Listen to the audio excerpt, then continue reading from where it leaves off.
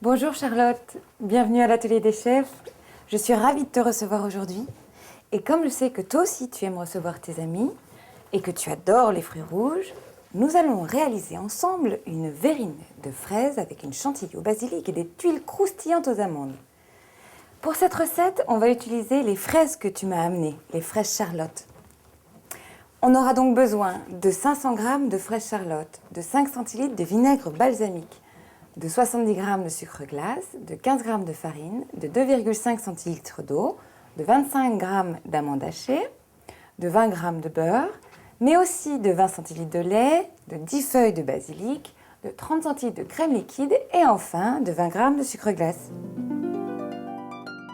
Tout d'abord, nous allons réaliser les tuiles croustillantes aux amandes. Pour cela, bien entendu, tu préchauffes ton four à 200 degrés, thermostat 6-7. Tout simplement, on va mélanger nos ingrédients dans un saladier. Alors, tu vas commencer par mettre le sucre glace, ajouter la farine,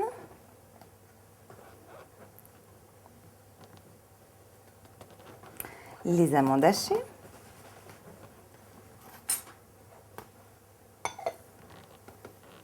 tu peux à présent mélanger les ingrédients secs.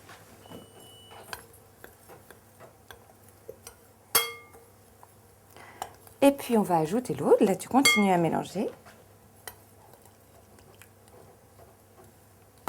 Et tu mélanges bien pour obtenir une pâte.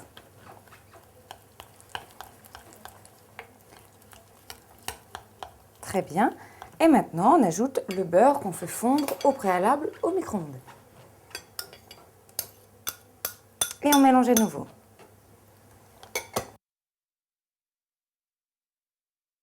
Une fois que tous les ingrédients sont incorporés, on a une pâte homogène avec des petits morceaux d'amandes qui restent à la surface et on va pouvoir réaliser nos tuiles. Et pour ça, rien de plus simple, je vais te montrer.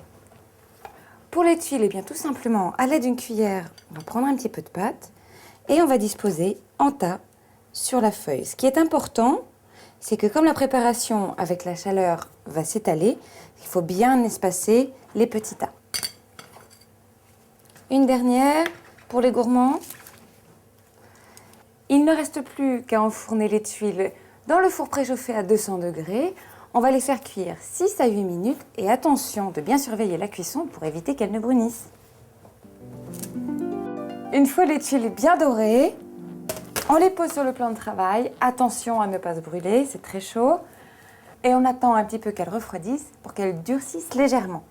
Ensuite, avec ma spatule et à l'aide d'un torchon par exemple, on maintient la feuille comme ça. On va soulever les tuiles et on va vite les poser ici sur un rouleau à pâtisserie par exemple pour leur donner une jolie forme.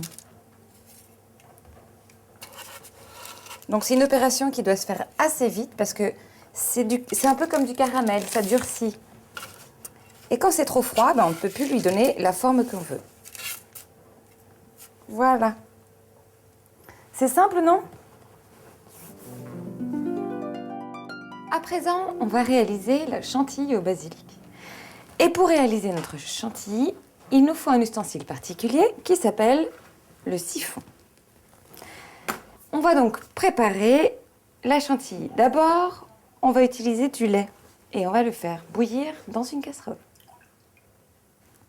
Pendant ce temps, on va mettre les feuilles de basilic dans le bol du mixeur. Ça suffit. On va alors verser le lait bouillant sur les feuilles de basilic. Et on mixe. Attention, c'est parti.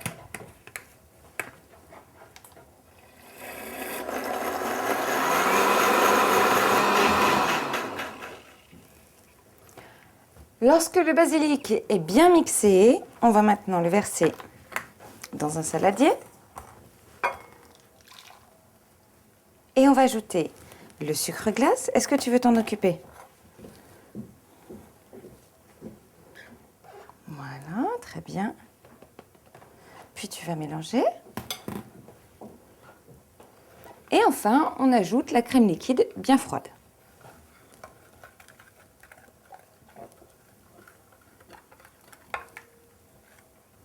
Une fois que c'est bien mélangé, on va filtrer le tout dans une petite passoire ou encore un chinois. Tout simplement, ça va nous permettre d'enlever des trop gros morceaux qui risquent de nous embêter pour expulser la chantilly du siphon. Alors il suffit tout simplement de verser le tout dans la passoire.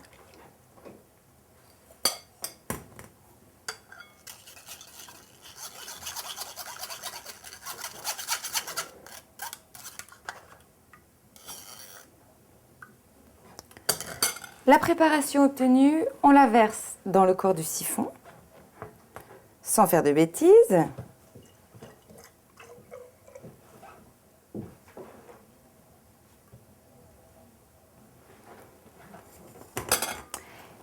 Et on va placer le corps du siphon au réfrigérateur pour faire refroidir la crème.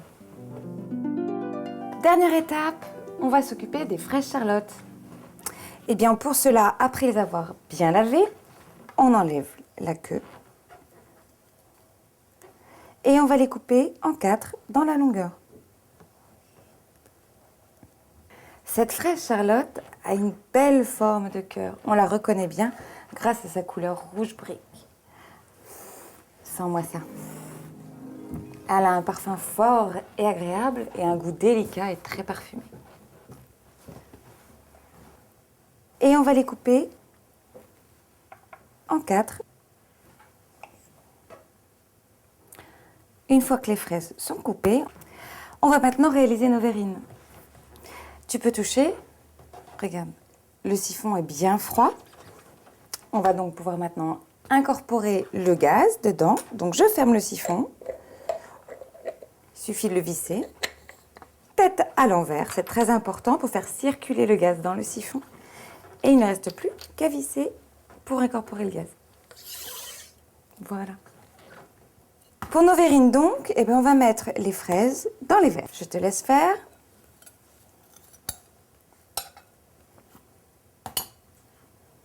Je sais que tu es une gourmande de fraises. Très bon travail, Charlotte.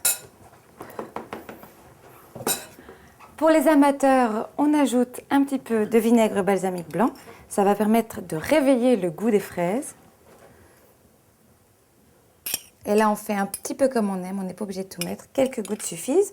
On peut remplacer le vinaigre balsamique blanc par du jus de citron, par exemple. C'est aussi très bon.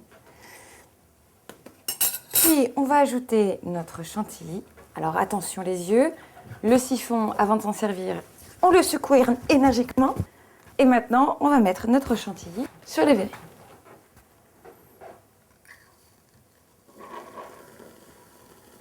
J'en mets plein, hein, c'est délicieux.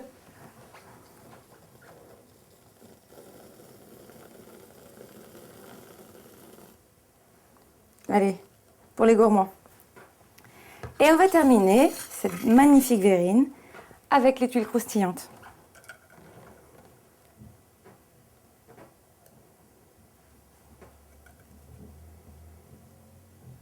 Le dessert est terminé, il ne reste plus qu'à le déguster aussitôt.